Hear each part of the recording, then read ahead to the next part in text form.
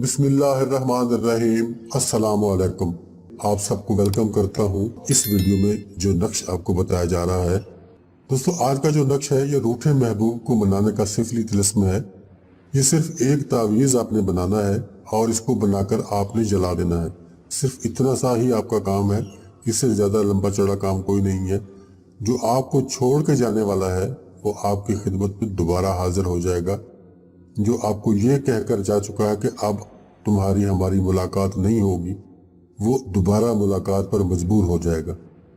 दोस्तों, ये महबूब की वापसी का जानदार अमल है। उस महबूब के लिए जो हमेशा के लिए छोड़ कर जा चुका है वो हमेशा के लिए वापस आपके पास आ जाएगा।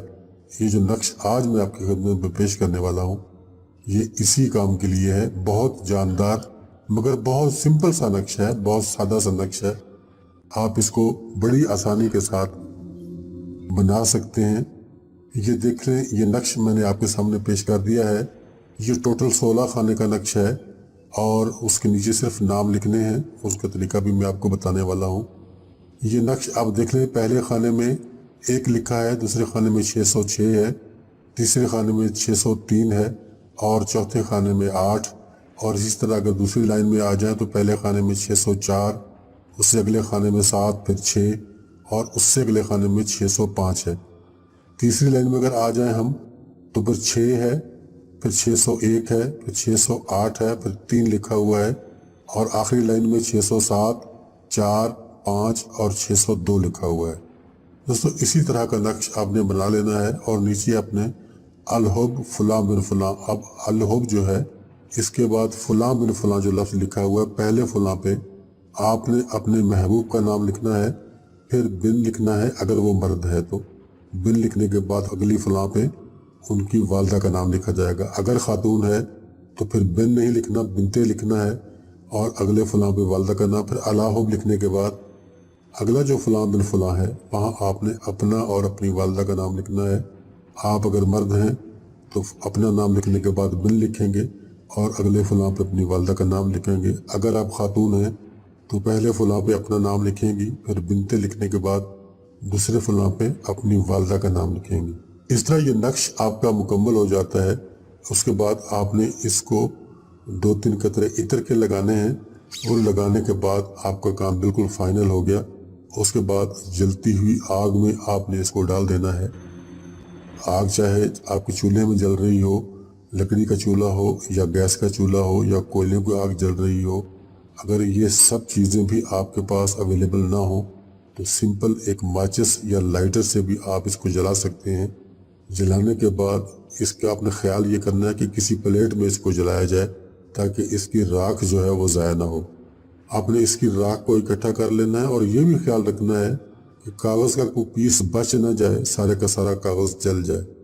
फिर उस कागज़ को आपने उस राख को उठाना है, किसी भी चीज़ में डाल लेना है, किसी शापर में या ऐसी तरह उसी प्लेट में ले जाकर किसी दरिया में आपने उस प्लेट समेत उसको फेंक देना है। प्लेट भी दरिया में और इस तावीज़ की जो राख है वो राख भी और प्लेट भी, ये दोनों चीज़ें अपने दरिया में फेंक देनी है। अगर आपके पास दरिया करीब आपके नहीं है और आप उसको दरिया में नहीं फेंक सकते तो फिर दूसरा ऑप्शन इसमें ये है कि आप किसी पाक जगह पर गड्ढा खोद कर इसको वहाँ दफन कर दें। अमल ये सिफली है, नक्श भी सिफली है, लेकिन नापाक जगह पे आपने इसको दफन नहीं करना, पाक जगह पे दफन करना है। अगर आपके घर में कोई गमला अच्छा मौजूद है बड़ा वाला तो उसमें खोद कर, क्योंकि ब्लेड भी आपने दफन करनी है और जो कागज़ की राख है, जो इस नक्श की राख है वो भी दफन करनी है।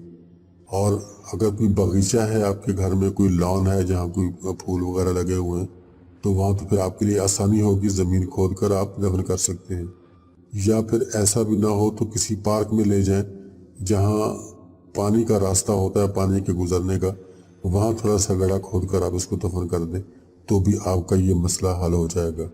दोस्तों, महबूब को बेकरार करने के लिए, महबूब को वापस बुलाने के लिए, छोड़ के जाने वाले को वापस हाजिर करने के लिए ये एक सादा सा सिंपल सा तावीज़ है जो आपने बनाना है। और आपने देख लिया कि इसके लिए कोई इतनी सख्त मेहनत की ज़रूरत नहीं है।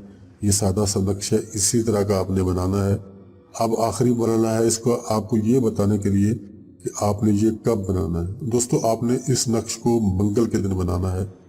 मंगल के दिन के अलावा आपने किसी और दिन नहीं बनाना, और आपने इसको दिन को 11:30 बजे से पहले बनाना है।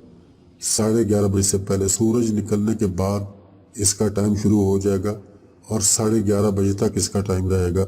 11:30 बजे से पहले पहले आपने इसको बनाकर जला देना है। यानी आप अगर 11 बजे भी शुरू करेंगे तो इजीली आप इसको बनाकर जला लेंगे, और उसी दिन फिर आपने इसको दफन करना है। ऐसा नहीं कि आप इसको रख लेंगे, 2 दिन के बाद दफन करेंगे या 3 दिन के बाद दफन करेंगे, ऐसा बिल्कुल नहीं करना। उसी दिन सेम डे आपने इसको दफन करना है या दरिया में फेंकना है। जो भी इसका मकसद है उसको पूरा करना है।